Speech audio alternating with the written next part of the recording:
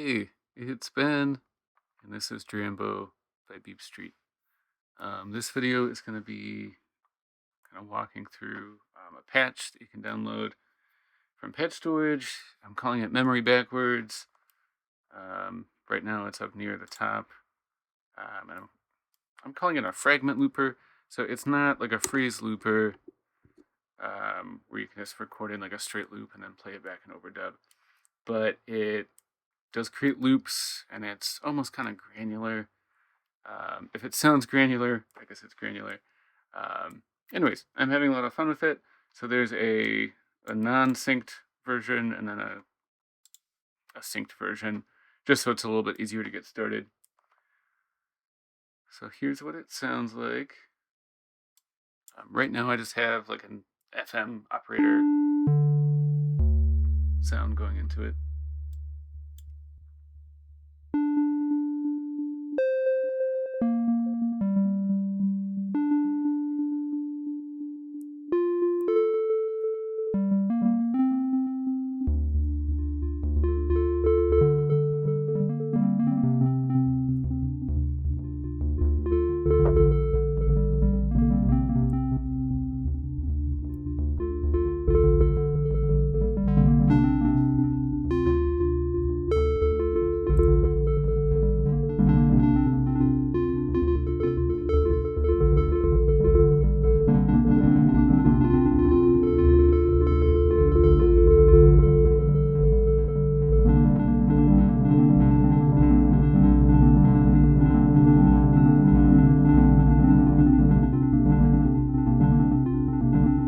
So it creates these like jumbly sort of sequences.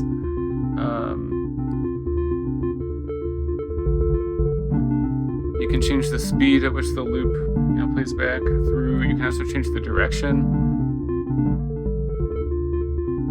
the loop goes through. You can totally like freeze the loop, and then you can go through like just sections of it, slowly or quickly.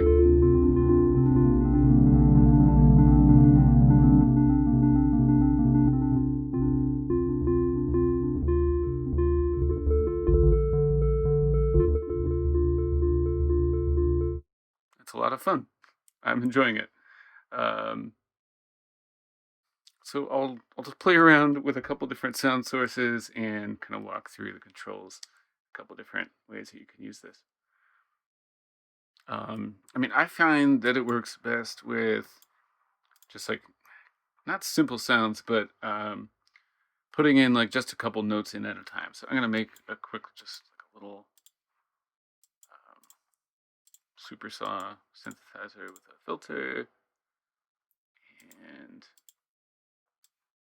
I'm not like fully into explaining it yet, but you can turn the bypass on so you can still hear the sound source without playing into it. So like nice long sustaining sounds are kind of cool.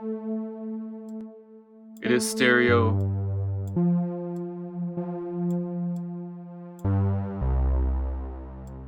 You can play chords into it if you want. Okay. So, kind of an overview. Essentially what this is, it's actually 16 delay racks that all have their feedback turned up 100%, or when you want it to be in loop mode, turn feedback up to 100. And they're essentially functioning as 16 independent loopers.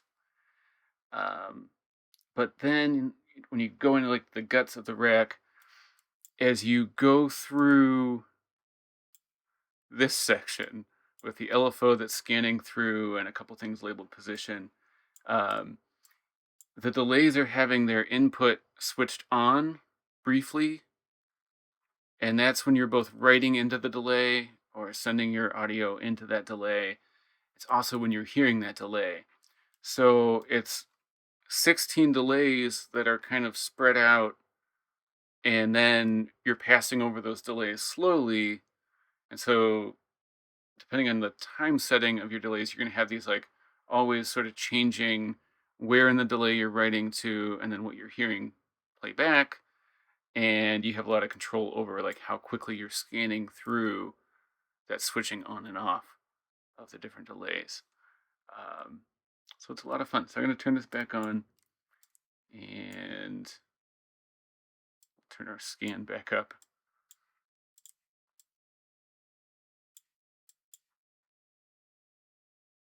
Okay, here it goes.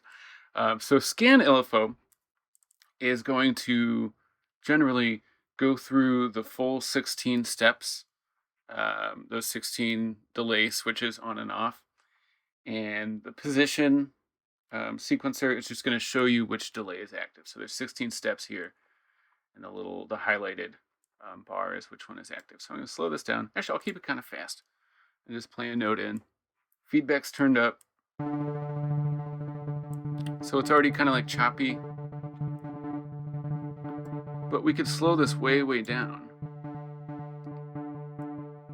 And then you can hear there's a little bit more.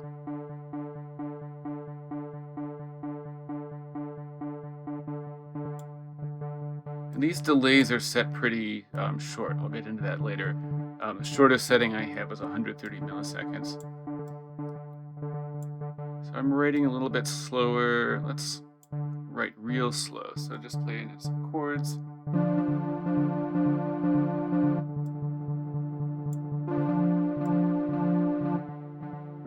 Maybe a little bit faster.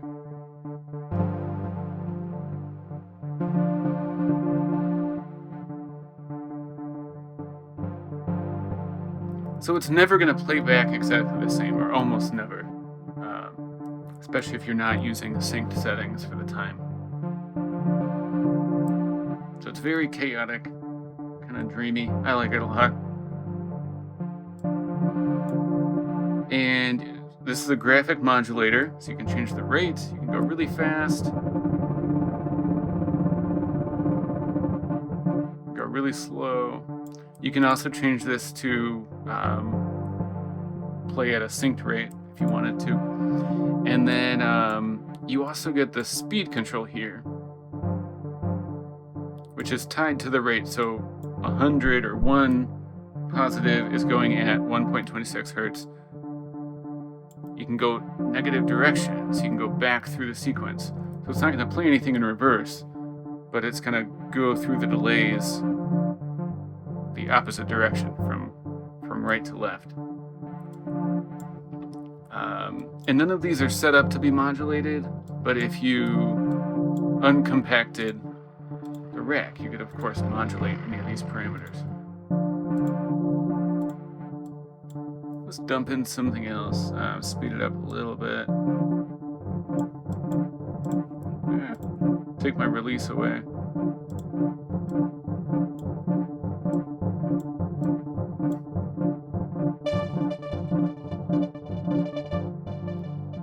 So now that little burst of sound I put in, it got written into most of the delays, just like a little snippet of it.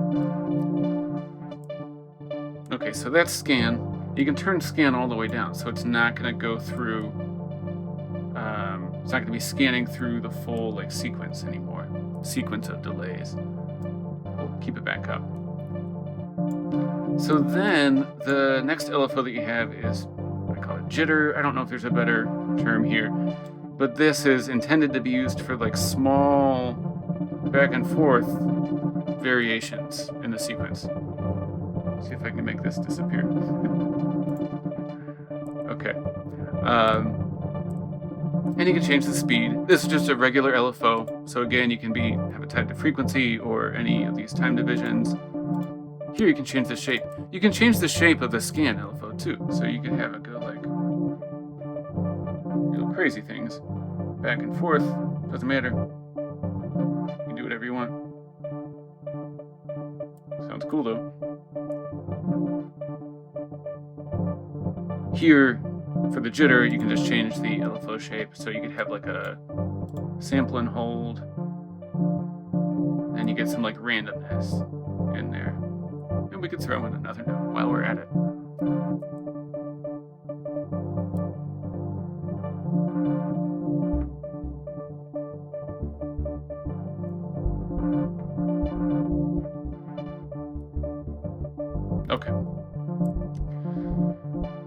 So then when we're running it like full scan amount, it's always going through the whole sequence. If we turn this down, then it's not gonna be scanning through the full sequence anymore. Jitter is still active. So we could turn this all the way down, and then we're actually just hearing one delay. And now you can use the position knob to hear the different delays. And then if you want, you can turn the jitter up a little bit. And when it's anywhere from like, 1-ish to, like 4 or 5 or 10 hertz or whatever, you get these small variations, and it's kind of cool. Even that's like a little bit fast. So it's quickly scanning through a couple of the delays at that current position, and you can both write and read from those delays or play back those delays. And then if you turn it up like here, it gets like everything kind of gets blurred together. And I'm going to turn this up now, output smooth.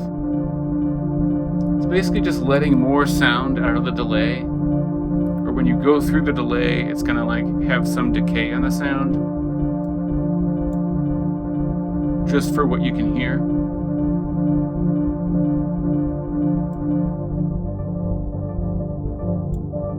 And then if you go up to like 130, it becomes this is where it's almost like granular to me.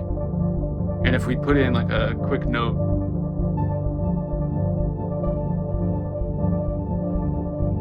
a little bit,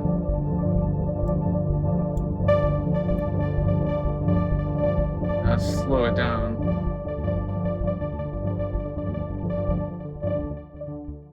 We'll go through again. Now when you're using scan amount at 100, if it's going through the full sequence, just bring position value to 0, or else it won't play through the whole sequence. Okay, so then you get into the delay controls. If you just want to hear the sound, you can turn bypass input all the way up, and it's just you'll hear your sound source, but it's not gonna write into the delay or loop, whatever. Turn it back to -1, and you'll hear it right in to the delay. And then if you wanted to clear your loop, turn feedback all the way down. I'm going to keep it for now. Input smooth, this is basically, it's just slewing or giving some release to the switch for when you're going through the sequence, the switch for the delay turns on, so it's then accepting input. When that switch goes down, if it just went right back to 0 immediately, you'd have like a quick cutoff on the sound. So the input smooth, probably can hear it.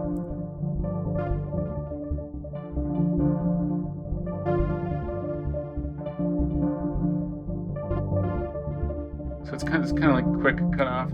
If we turn it up to all the way, it just like there's more decay on the input. Especially at higher speeds, it's more apparent. So like no input smoothing, it's kind of harsh. Input smoothing, more of the sound gets in. Okay, now this last part, turn this down just a little bit. Okay, you can probably hear me a little bit better now. Let's just do something to change this, even though it's going to be basically the same thing. It's not so busy. So you could, of course, go in and set these times independently. That's going to be tedious, and then also because you're going to be like moving it, if you change the time setting while there's sound in there, you're going to get the pitch shifting sound from changing the time on a delay. With this little setup here, which I will figure out where I learned this from, but someone uploaded a patch on Patch Storage that made use of this genius method. Basically, you can go in and edit the timing. I'm just going to add in some new times. And then by making use of a bunch of sample and hold modules and a sequencer or a couple sequencers, you can very quickly update a bunch of different parameters all at once. And so you didn't hear anything change, but now all of a sudden these are going to have much longer delay times. So you're still hearing a little loop there, but so now it's not that boom, boom, boom, it's boom, boom. And then if we let our scan go,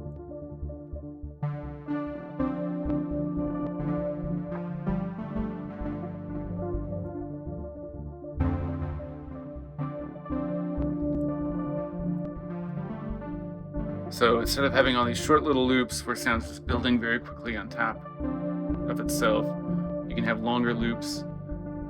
You could start long, you can have it all short at the beginning and then make the loops longer. Doesn't matter.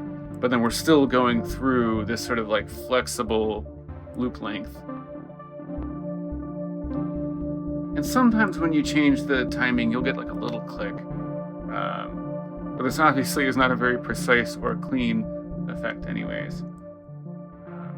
So I think it's okay.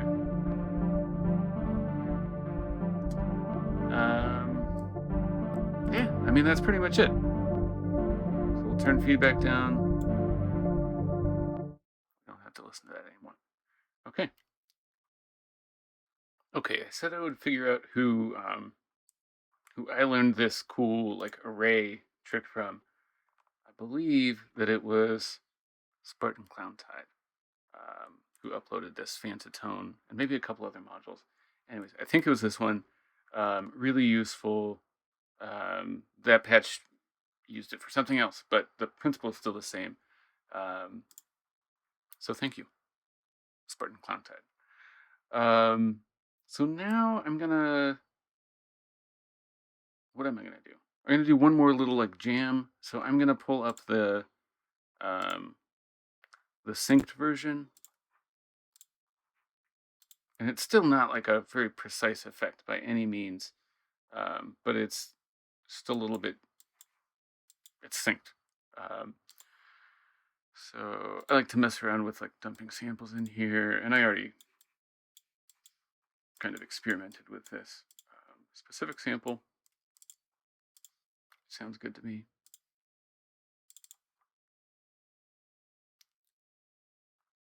So this is just, it's like off a record. It's some nuns singing. And so what you're gonna note, now it's synced to the beat. And if I'm gonna turn on a metronome, I'm gonna drop this down to like 100. So now the position, it will like restart from the 1 if we tell it to. And all of these delays are set. I set it to quarter beat sync. The minimum is 1, and then if you wanted it to be like any higher, you could do that. We can just set this real quick. And then I'm just gonna start dumping some stuff in. That's how I like to do it.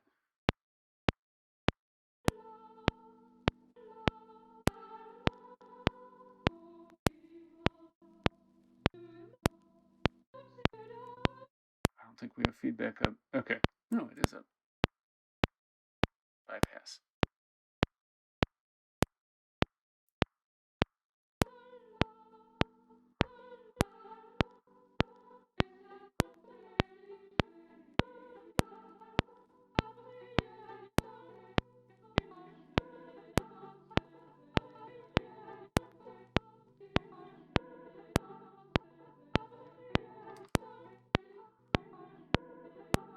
Okay, so kind of whatever you do, if you do want this to be like always in sync, you're not going to want to mess with the speed or the rate at all, because it will get a little bit off beat, like if you're actually performing or recording or something.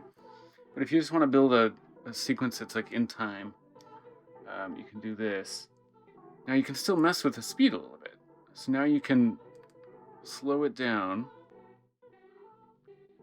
If we could hear the metronome, all the delays are still synced to that exact tempo, even though we've slowed the scanning through the delays down. And I can record some more stuff in.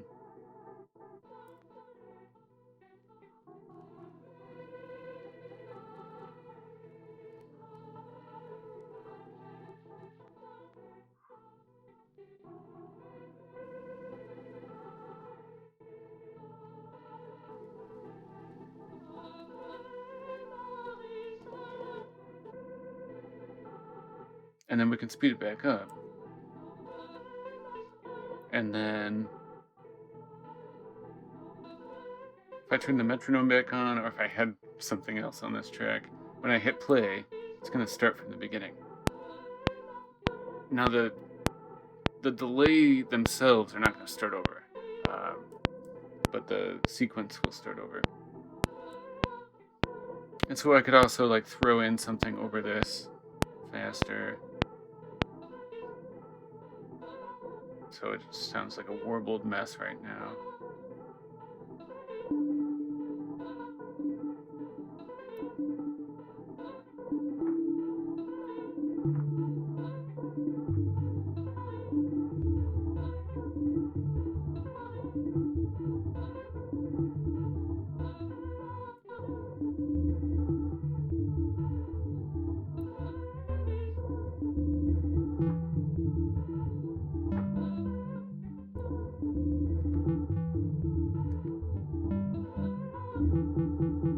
And now we can just hear the individual delays. And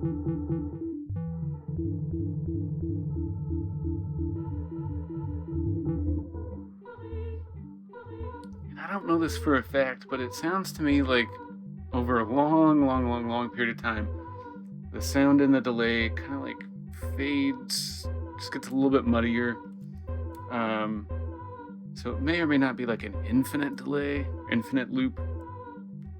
And then also because it's so prone to accidents and weird stuff happening, it might make sense if you're going to use this, just record it and then sample it later on, or just have fun with it and dump sound in.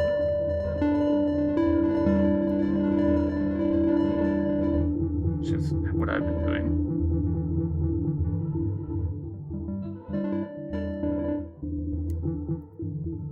Anyways, I'll stop indulging on my own, and then I'll walk through kind of how this works now. Okay, so I'm going to uncompact it, and just have a little readme, and it just kind of walks through what's what.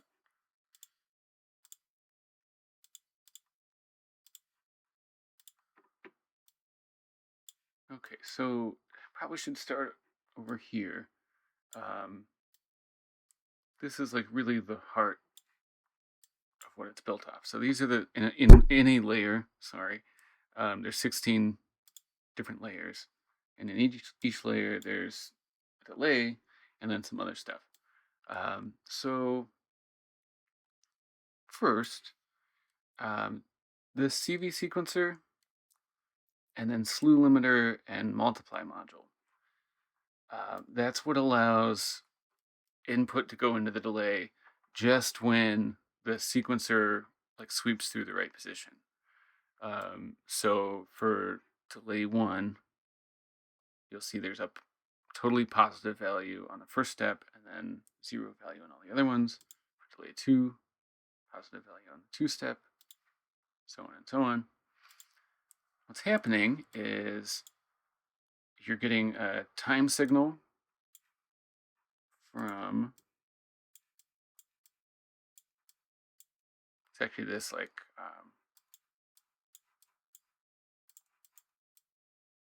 time module over here. I think it's a graphic shaper. So it's basically from 0 to 1. That time module is getting its signal from the scan LFO and scan amount, the jitter LFO, and then a knob, which is labeled position. And you can't see all of this when it's compacted. And this position is just for reference. So nothing is actually happening with this sequencer itself. It's just so you know what step you're in. So when this value becomes positive, it goes into a slew limiter. And the slew limiter is just smoothing things out a little bit. So instead of jumping from 0 to 1 instantly, you'd kind of get like clicky noises when the sound comes on.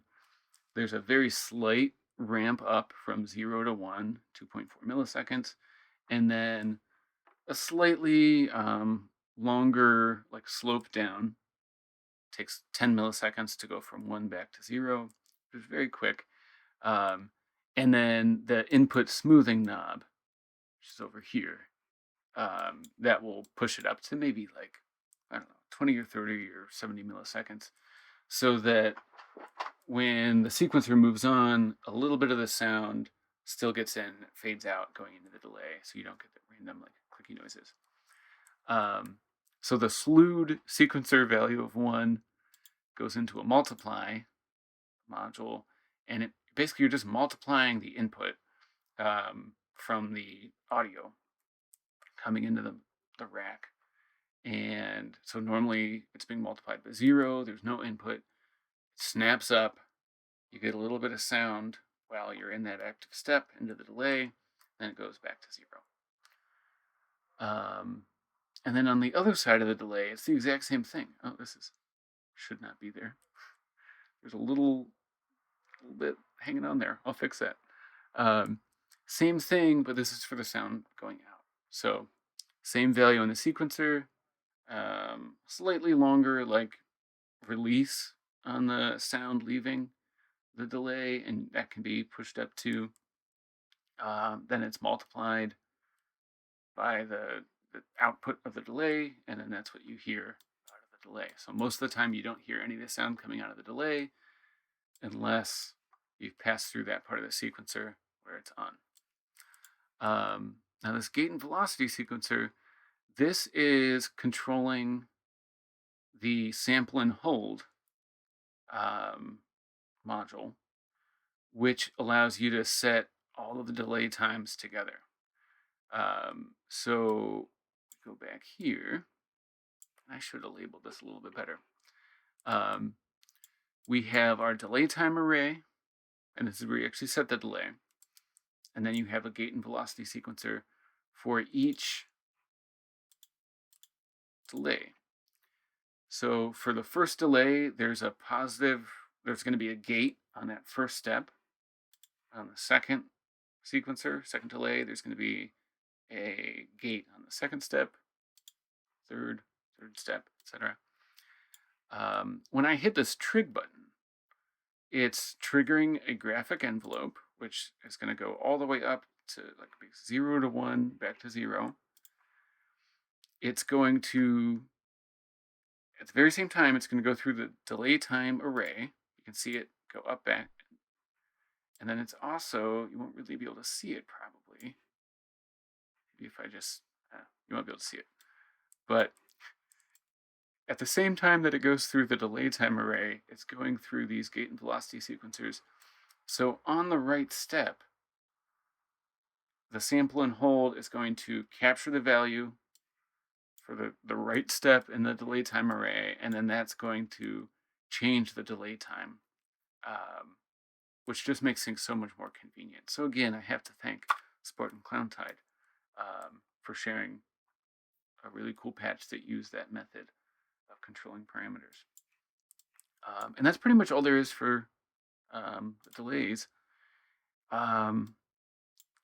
Basically, you have some knobs controlling the smoothing, and I've just changed the values a little bit. I didn't want to. This is altering the slew limiters, and this is just scaling the amount of modulation from the knob, essentially. So it's making it a lot more subtle versus like a huge slew of like a second or 10 seconds, which would be too much. Then you have a knob for feedback, a graphic shaper that just keeps things from 0 to totally positive 1 for basically infinite feedback. have input volume and like a regular amp, which is going out to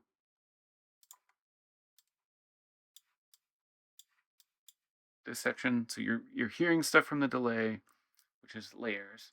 Then you're also always hearing amp, which is just our input. Basically, the bypass input knob is going to, when it's in this position, this amp is shut off completely, and this amp, which is going into the delay, is turned up all the way. When it's in this position, this amplifier gets turned all the way up, so you can hear it going out of the rack, and the input to the delay is turned all the way down, so you can't hear it. This doesn't really matter, but for some reason, I think putting in a poly to mono for like the number of signals, polyphonic signals, keeps everything just a little bit cleaner sounding. And like if you record it in with one voice and then threw in another instrument that had 8 voices, you might get weird spikes in volume. And the same goes for mono to stereo. If I recorded first in mono and then put in a module that was in stereo, it would kind of screw up things in the already recorded audio and the delay. So that's what that is. And then I think that's basically everything. So I hope you have a fun time with this module. I sure am. Or this rack. If you have any questions, let me know. Again, you can download this rack from the Drambo patch storage. Have fun.